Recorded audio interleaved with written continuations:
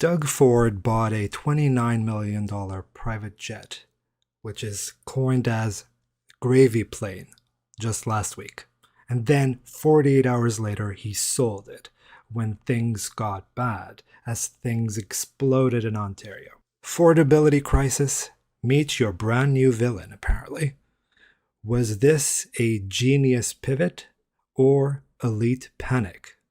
So the Ontario government quietly finalized the purchase of a used private jet, which was a 2016 Bombardier Challenger, around April 17th, 2026. And it was reported to being a total of $28.9 million. This was taxpayer funded, and Premier Doug Ford pitched this as essential for multiple ministries. Extensive travels, he called it, Ontario-wide, nationally, and even to the United States. And why was this essential? Because he claimed he wanted to lobby Trump tariffs. Really disturbs me is the inconsistency with the media. If it's a multi-ministerial plane for the province, not my personal plane that the media wants to paint it out to be, which was never the case. Yes, am I going to use it? 100%.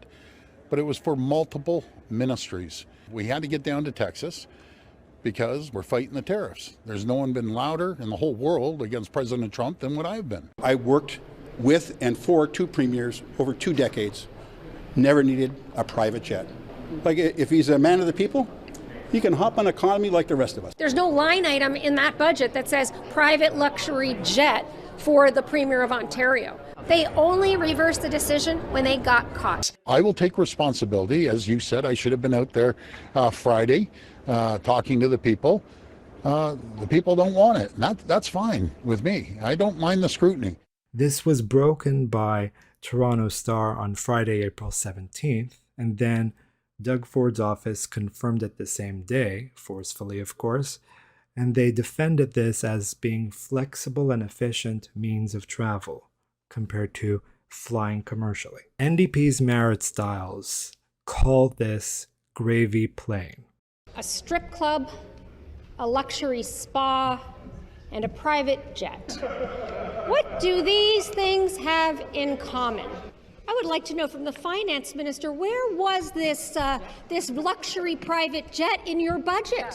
Is this one of the miscellaneous items? And fast forward to Sunday, April 19th, 48 hours later, Ford came out to say, despite best intentions, he heard the people, and now's not the right time for this jet, unquote.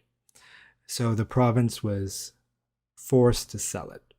So this was a 48-hour cave, sort of, I heard ya, but now I'm selling it back. But there shouldn't be any losses reported. How do we know this? They had to ask, are there receipts, are there auditing documents? To which he said, no, he will not be divulging those. This smells like insider favoring to Bombardier cronies, in my opinion. Shareholders, directors, whichever can be the case. Because he refused receipts despite many demands. And this, to me, smells fishy, right? And you know the saying, when something smells fishy, stay away. Well, we'll see what media pressure can be imposed on Doug Ford's office in the next few weeks. What's really interesting is CBC then reported on April 22nd that the jet wouldn't even be able to land in 90% of Ontario airports. 90%. Why? Well, you would need longer paved runways, and this jet would not be suitable for almost every airport in Ontario. So this idea that it's for domestic travel was caught to be false. But why did he fold and backpedal like this? Well, he's a populist leader well in his second majority term. But he hates looking like an elite, right? He brands himself as anti-elite, rather. And one example he cited often is Trudeau's excessive luxurious spending, which he constantly criticized former Prime Minister Justin Trudeau for. But during mid-tariffs in Canada and ongoing CUSMA negotiations of the trade deal that are with its July 1st deadline coming close, he didn't want to fuel the Ford out of touch narrative. With your rent being 10% high, he didn't want his wings to be further clipped. So, optics wise, this was a destruction of his brand, right? $29 million would actually equal to 100 times the average Ontario citizen paying rent with the hikes that have gone higher.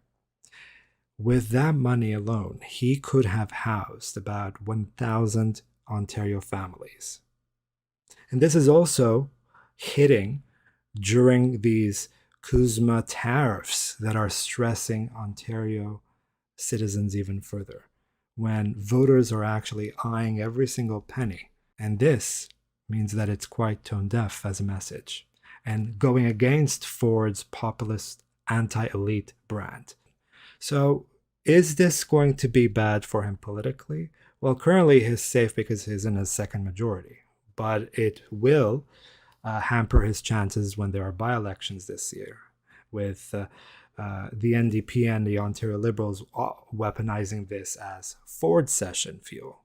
When we come back, we're going to talk about what's happening in Quebec and a brand new segment called Eddy's Final Cut right after this break.